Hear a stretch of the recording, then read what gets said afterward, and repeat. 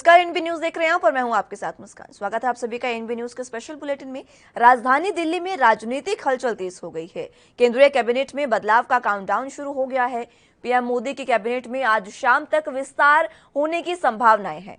ऐसे में सभी की नजरें पीएम की नई टीम पर बनी हुई है। आखिरकार पीएम मोदी किस रणनीति के तहत ये फेरबदल कर रहे हैं, ये हर कोई जानना चाहता है। केंद्रीय मंत्रिमंडल में होने वाले बदलाव को लेकर दिल्ली में नेताओं का जमावड़ा लग चुका है। ज्योतिरादित्य सिंधिया से लेकर नारायण राणे जैसे तमाम दिग्गज नेता दिल्ली पहुंच चुके हैं। वहीं मंत्रिमंडल विस्तार पर मिली जानकारी में यही बताया गया है कि ये बड़ा मंत्रिमंडल विस्तार और फेरबदल है। इसमें दलित और पिछड़ी जातियों के प्रतिनिधित्व से बड़ा मैसेज दिया जाएगा। ये कहा जा रहा है कि विस्तार के बाद कम से कम 25 ओबीसी मंत्री होंगे। जानकारी के मुताबिक नए मंत्रियों की लिस्ट में आपको कई टेक्नोक्रेट भी दिख सकते हैं, क्योंकि इस बात पर भी बहुत ज्यादा ध्यान दिया गया है कि नए मंत्रियों में उच्च शिक्षित लोग भी शामिल हों और अपने अपने क्षेत्रों में विशेषज्ञ भी हों। वहीं युवा चेहरों को आगे लाया जाएगा। उन लोगों को मौका भी मिलेगा जिन्हें राज्यों में काम करने का प्रशासनिक अनुभव है। इसके अलावा उत्तर प्रदेश जैसे चुनावी राज्यों पर निश्चित तौर पर फोकस होगा। ये ध्यान रखा जाएगा कि सभी प्रमुख समुदायों और सभी इलाकों का मंत्रिमंडल में प्रतिनिधित्व हो। अभी यूपी में पीएम मोदी को मिलाकर कुल 10 मंत्री हैं। यूपी चुनाव में तकरीबन 7 महीने का समय रह गया है और ऐसे में यह भी माना जा रहा है कि मंत्रिमंडल विस्तार से चुनावी समीकरण सही करने का यह बड़ा चांस है। यूपी के साथ साथ बंगाल, महाराष्ट्र और गुजरात मंत्रिमंडल विस्तार में ये 4 राज्य पर फोकस होगा। इनमें यूपी और गुजरात में अगले साल चुनाव है। ऐसे में महाराष्ट्र में जहां खुद को मजबूत करना है, तो दूसरी ओर पश्चिम बंगाल में दीदी के लिए चैलेंज भी बनना है। इसलिए बंगाल का नाम आने पर यहां से बीजेपी सांसद शांतनु ठाकुर के नाम पर चर्चा है। शांतनु का मतुआ समुदाय में खास प्रभाव है और वही इस लिस्ट में दूसरा नाम निशित प्रामाणिक का है, जो राजवंशी समुदाय से आते हैं और 2019 से पहले टीएमसी से बीजेपी में आए थे। बात महाराष्ट्र की करें तो नारायण राणे का नाम चर्चा में है, जो कभी शिवसेना में थे लेकिन अब शिवसेना के कट्टर विरोधी हैं। महाराष्ट्र में मराठा आरक्षण का मुद्दा गर्म है, तो मराठा नेता के तौर पर उन्हें टीम में जगह मिल सकती है। इन सब के अलावा मंत्रिमंडल विस्तार में सबसे ज्यादा ध्यान यूपी पर होगा, जहां विधानसभा चुनाव को 7 महीने ही बचे हैं। फरवरी और मार्च में चुनाव है और यूपी में सियासी समीकरण को ठीक करने का ये बड़ा मौका है, जिसमें ब्राह्मण चेहरे के तौर पर कानपुर से सांसद सतदेव पचौरी, प्रयागराज से सांसद रीता बहुगुणा जोशी, बस्ती से सांसद हरीश द्विवेदी, खीरी से सांसद अजय मिश्रा के नामों पर चर्चा चल रही है। इनमें से किसी को भी मौका मिल सकता है। वहीं दलित चेहरे के तौर पर इटावा से सांसद रामशंकर कठेरिया, कौशाम्बी से सांसद विनोद सोनकर और मोहनलालगंज से सांसद कौशल किशोर के नामों की चर्चा है। इनमें से किसी को मौका मिल सकता है। साथ ही पाल समुदाय से आगरा के सांसद एसपी सिंह बघेल और वैश्य समुदाय से मेरठ के सांसद राजेंद्र अग्रवाल के नाम भी शामिल हैं। छोटे दलों में निषाद पार्टी के संजय निषाद या फिर संत कबीर नगर से उनके बेटे और बीजेपी सांसद प्रवीण निषाद को भी जगह मिल सकती है। अपना दल से अनुप्रिया पटेल या फिर उनके पति आशीष पटेल को मौका मिल सकता है। सुहेलदेव भारतीय समाज पार्टी के ओम प्रकाश राजभर को काउंटर करने के लिए बीजेपी के राज्यसभा सांसद सकलदीप राजभर को भी चांस दिया जा सकता है। वो भी मंगलवार को दिल्ली पहुंचे हैं और ये माना जा रहा है कि ओबीसी समुदाय और दलित समुदाय से इस बार ज्यादा से ज्यादा मंत्री बनाए जाएंगे और जिन्हें टीम मोदी में जगह नहीं मिल पाएगी, उन्हें आगे टीम योगी में जगह दी जाएगी। हालांकि ये भी बहुत ज्यादा मुमकिन है कि अगर किसी राज्य से अगले चेहरे मंत्रिमंडल में आएंगे तो उस राज्य के कोटे के कुछ मंत्रियों को हटाया भी जाएगा। लेकिन क्या ऐसा होगा और अगर ऐसा होगा तो किसकी छुट्टी होगी, आज शाम तक कंफर्म हो जाएगा, बिल्कुल साफ हो जाएगा, क्योंकि आज शाम 5:30 बजे तक मंत्रिमंडल में फेरबदल के कयास लगाए जा रहे हैं और कहा जा रहा है कि आज शाम को प्रधानमंत्री मोदी की कैबिनेट में विस्तार हो जाएगा, जिसका काउंटडाउन शुरू हो चुका है। ऐसे में सभी की नजरें प्रधानमंत्री की टीम पर टिकी है। तमाम बड़े चेहरे हैं जो अब दिल्ली पहुंच चुके हैं। कल उन्हें दिल्ली तलब किया गया था। ज्योतिरादित्य सिंधिया, असम से पूर्व सीएम सर्बानंद सोनोवाल, नारायण राणे, ये सब दिल्ली इनको तलब किया गया है। इनके पास फोन आया और तुरंत दिल्ली तलब कर लिया गया। ज्योतिरादित्य सिंधिया जो कांग्रेस के कद्दावर नेता थे, जिसके बाद कांग्रेस छोड़ी और अब बीजेपी में शामिल हो गए थे वो, और उसके बाद अब मंत्री पद उन्हें दिया जा सकता है। काफी हद तक ये अटकलें भी लगाई जा रही हैं।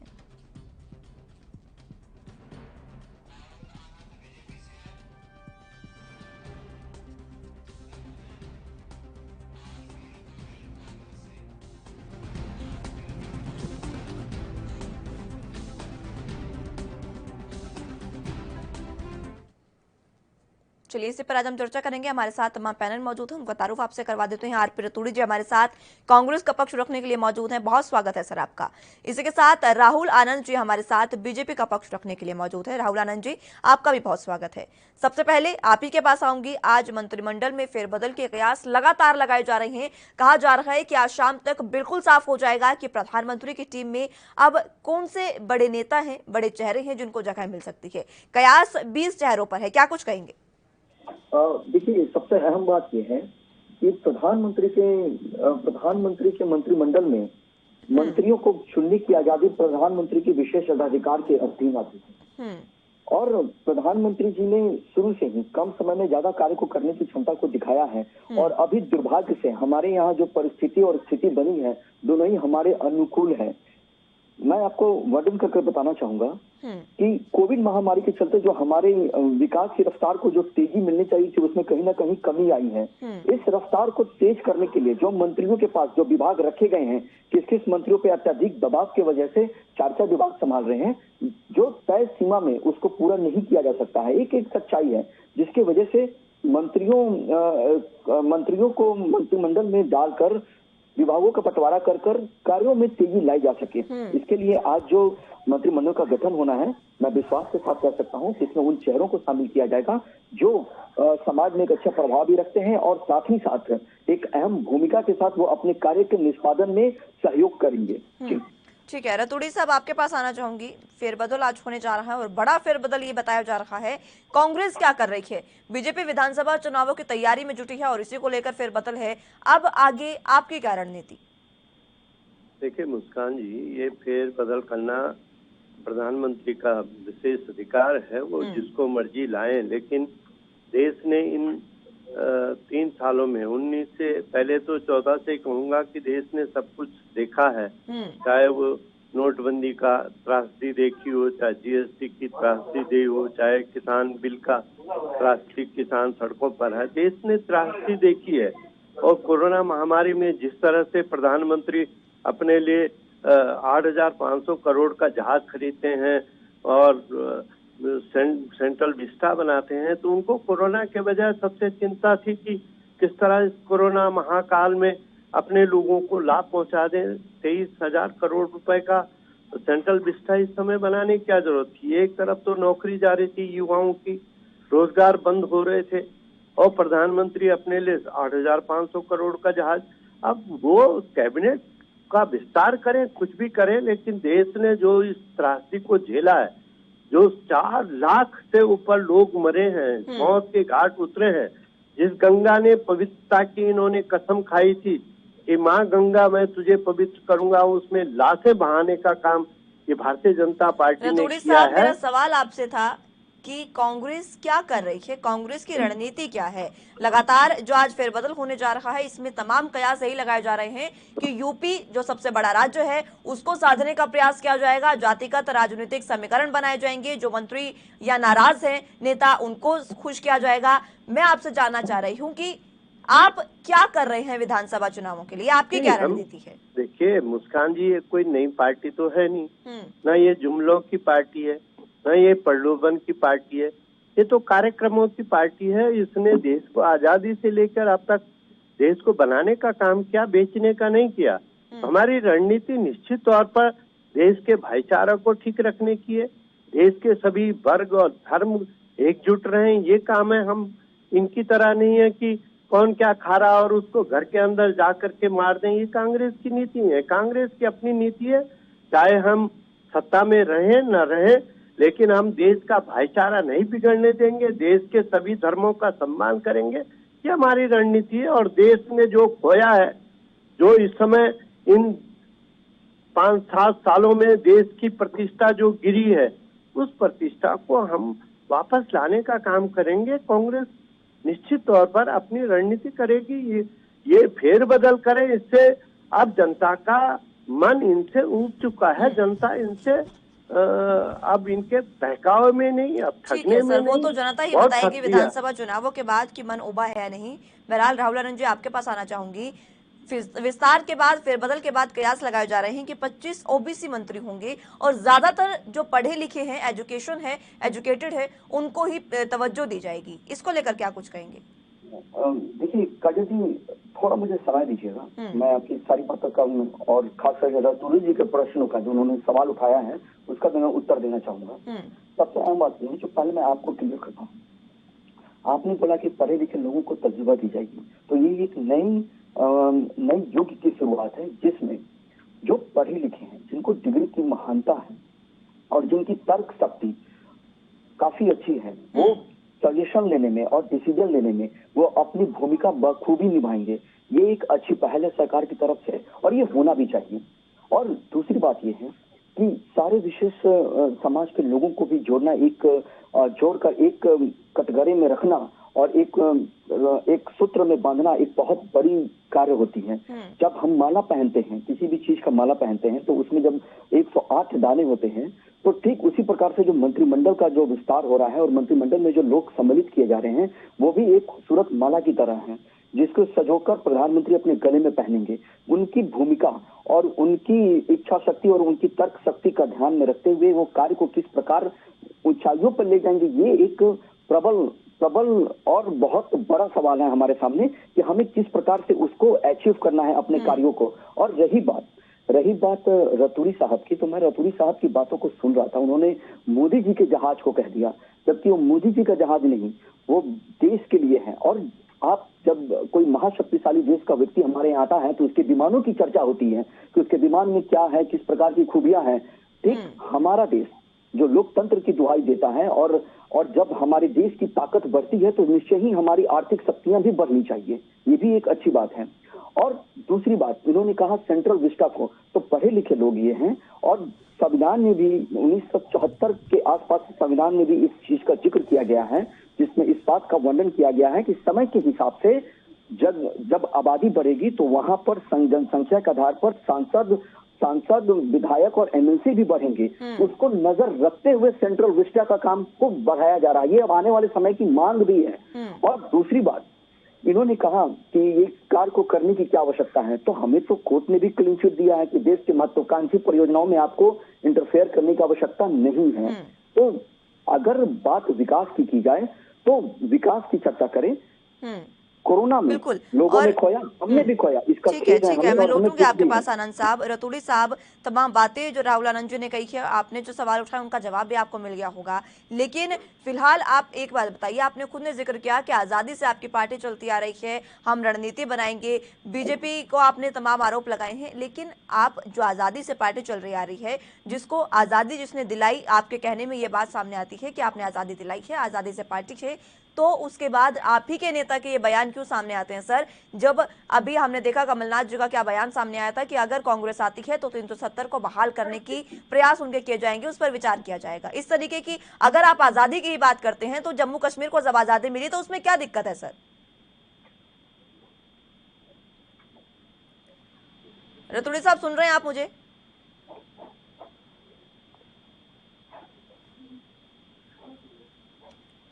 संपर्क उनसे टूट गया है, एक बार फिर से उनको जोड़ने की कोशिश करेंगे। राहुल आनंद जी, आप ही के पास एक बार फिर से आना चाहूंगी।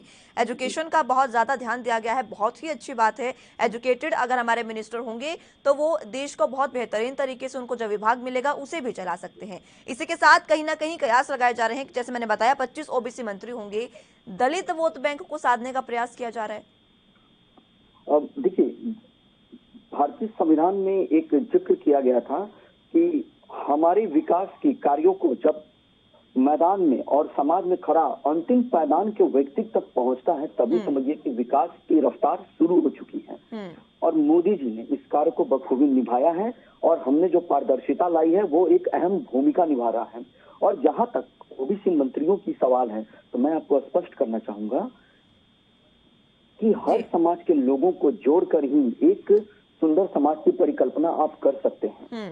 तो इस दिशा में चलने वाली ये कदम है। मैं आपको एक चीज और बताना चाहूंगा कि जो हमारे पूर्व के भी जो सहयोगी थे, जिन्होंने हमारे दल को छोड़ा कुछ कंफ्यूजन को लेकर या कोई भी उनकी आंतरिक बातें रही हो उनको लेकर, तो उस दल का विभाग भी खाली हुआ। तो उसमें भी अगर महत्वपूर्ण लोगों को जोड़ा जाएगा तभी जाकर एक सुंदर समाज की कल्पना आप कर सकते हैं। और हमारी सरकार सबका साथ सबका विकास को लेकर है। कुछ स्वनों को भी जोड़ा जा रहा है, सबको जोड़ा जा रहा है, और जोड़ कर ही एक सुंदर समाज की और सुंदर सरकार और की आप कल्पना कर सकते हैं। बिल्कुल राहुल आनंद जी, तमाम बातें आपकी ठीक हैं, लेकिन देखिए आपने खुद ने जिक्र किया कि कई पद भरे जाएंगे, और लेकिन जब इतने पद भरे जाएंगे, 28 मंत्री पद जो खाली हैं उनको भरा जाना है, 17 से 22 तक भरे जा सकते हैं, लेकिन कयास ये भी लगाए जा रहे हैं कि कई पद ऐसे हैं जो अगर दूसरे शख्स को दिए जाएंगे, दूसरे मंत्री या नेता को दिए जाएंगे, तो एक की जगह खाली भी हो सकती है, जिसमें थावरचंद गहलोत का नाम सबसे ऊपर है कि उनको हटाया जा सकता है। क्या यही वजह है कि कल उनको राज्यपाल बनाया गया कर्नाटक का? देखिए, मोदी जी के मंत्रिमंडल में एक सबसे अहम बात यह है, मैंने अपने प्रारंभिक संबोधन में बहुत ही महत्वपूर्ण बात कही थी कि प्रधानमंत्री को अपने मंत्रिमंडल में मंत्रियों को शामिल करने का विशेषाधिकार है। अगर कोई मंत्री प्रधानमंत्री के अनुरूप कार्यों में क्षमता नहीं दिखा पाता है, तो मोदी जी को ये अधिकार है, प्रधानमंत्री जी को, कि वो इस विभाग का फेरबदल कर जो उनकी अपेक्षाएं हैं, जो विकास की रफ्तार होनी चाहिए, उसको पकड़ने के लिए। तो ये संभावित है कि जो विभाग, जैसे कि आप एक कानून मंत्री का ही ले लें, उनके पास 4 विभाग हैं, तो 4 विभाग के वजह से इनके ऊपर अत्यधिक दबाव भी है, और जो तय समय सीमा में जो कार्यों को होना चाहिए वो हो नहीं पाएगा। ये भी ठीक है, मैं लौटूंगी राहुल आनंद जी आपके पास, लेकिन उससे पहले वक्त एक छोटे से ब्रेक का है, फौरन हाजिर होंगे।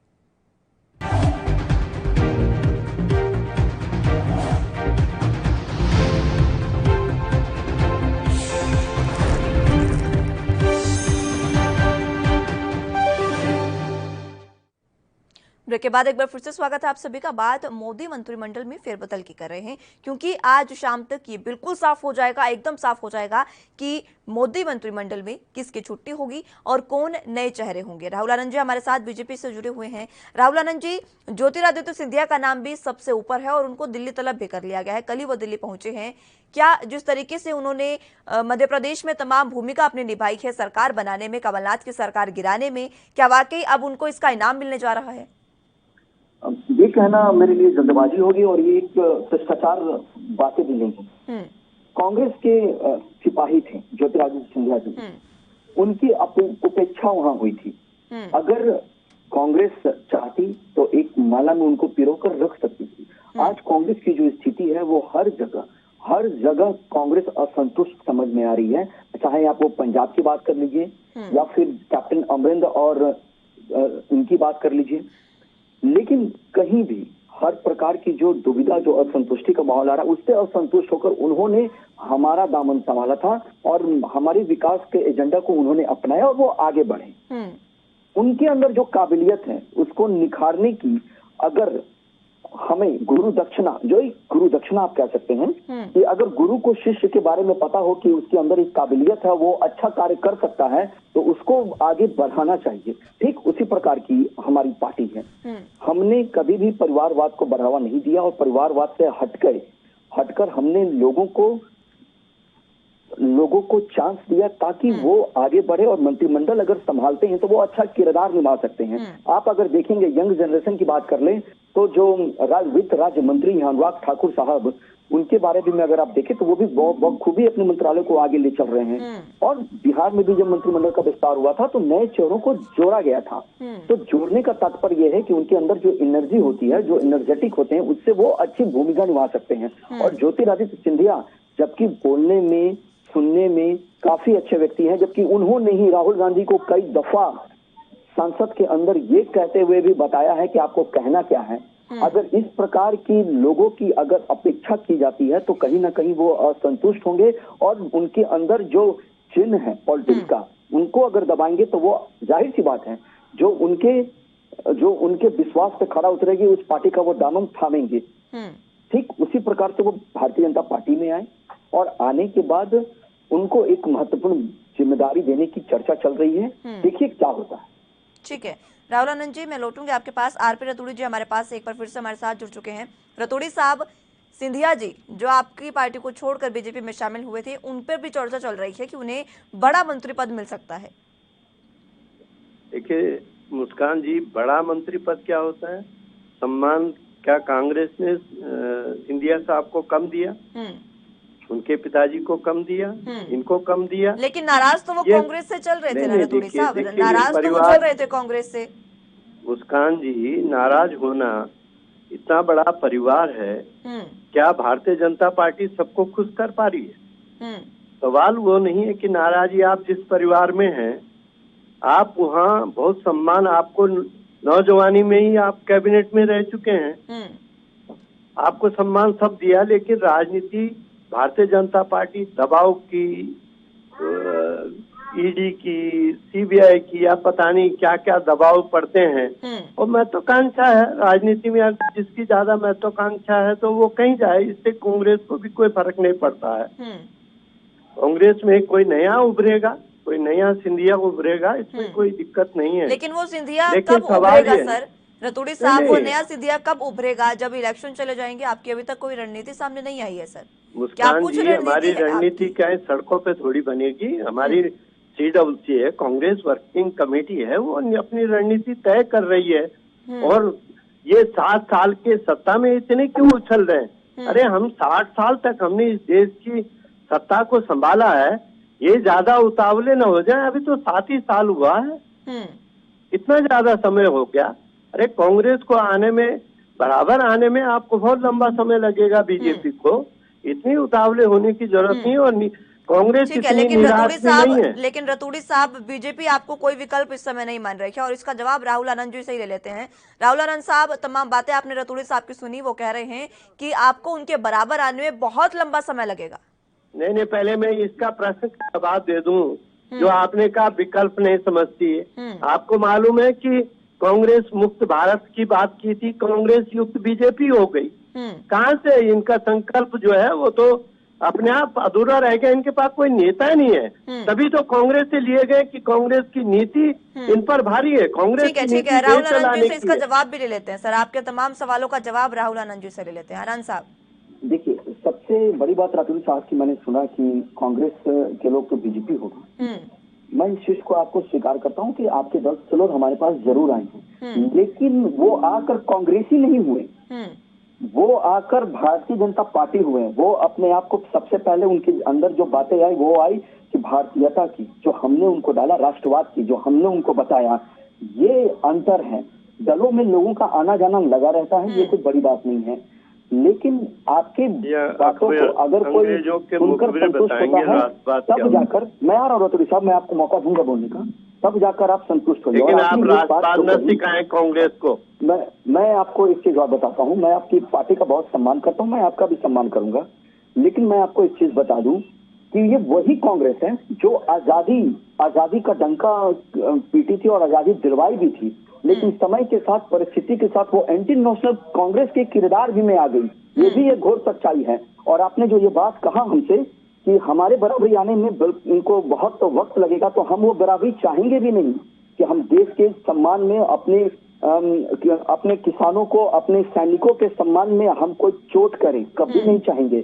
हमने ठीक है आनंद साहब, आऊंगी मैं आपके पास। रतूड़ी साहब, मैंने पहले भी आपसे ये सवाल किया था, हालांकि आप तक आवाज नहीं पहुंच पाई थी, लेकिन अभी आपने राष्ट्रवाद की भी बात की। कमलनाथ जी का बयान आपने सुना होगा, जब वो एक बात कर रहे थे एक चैट रूम में, उन्होंने तमाम बातें कही थी, आजादी को लेकर थी कि अगर कांग्रेस आती है तो 370 को बहाल करने पर विचार किया जाएगा। अगर आपने आजादी दिलाई है तो क्या आपको जम्मू कश्मीर की राजनीति जो है, वो आजादी जो है वो बर्दाश्त नहीं हो रही है क्या सर? नहीं मुस्कान जी, पहले तो मैं इतिहास की तरफ जाना चाहूंगा। जम्मू कश्मीर के स्वतंत्र प्रभार आदरणीय रतूड़ी साहब, समय की थोड़ी सी कमी है, ज्यादा हम इतिहास की बात नहीं करेंगे। मैं ये कहूँ, मात्र कम समय में अपनी बात रखिएगा। नहीं, मैं ये कह रहा हूँ कि नेहरू जी के मंत्रिमंडल में कश्मीर का स्वतंत्र भार किसके पास था? जरा बताएं। ये भारतीय जनता पार्टी के लोग, ये जो आज डंका बजाते हैं कि समस्या रही है, उस समय श्यामा प्रसाद मुखर्जी जी मंत्री थे कश्मीर के स्वतंत्र प्रभार में। क्यों ये समस्या रही? और सवाल ये कि 370 यहाँ से हटाई, 371 नागालैंड में क्यों लगाए मोदी साहब ने? ये देश एक है। अगर आप देश एक है, झंडा एक है, आप व्यवस्था एक करते हैं, तो नागालैंड को आप क्यों व्यवस्था देते हैं 371 में? एक तरफ आप 370 हटाते हैं तो एक तरफ आप 371 देते हैं। ये दोहरा चेहरा क्यों है? दोहरा मापदंड क्यों है? देश के लिए रखो ना, देश की सोच रखो। ठीक है, स्वागत किया था हमने, तो आपने हटाई, ठीक है। व्यक्ति का क्या, कमलनाथ जी का अपना विचार हो सकता है, ये कांग्रेस का विचार नहीं है। पर सवाल ये कि क्या अगर कमलनाथ यहाँ पे कांग्रेस से 300 अलग है? रतूड़ी साहब, नहीं, यही ये तो बात व्यक्ति है के ना, विचार भी नाराजगी होते हैं। मतभेद इतने चल रहे हैं। मुस्कान आप कह रहे जी, हैं, आपने मुस्कान कहा जी, कि व्यक्ति रतूड़ी के जी, विचार भी रतूड़ी जी होते हैं। आपने कहा कि वो ये बयान भाजपा में कमलनाथ भी का हो होते सकता हैं, है, कई कांग्रेस का बार। नहीं। क्या कमलनाथ नहीं, कांग्रेस से अलग है?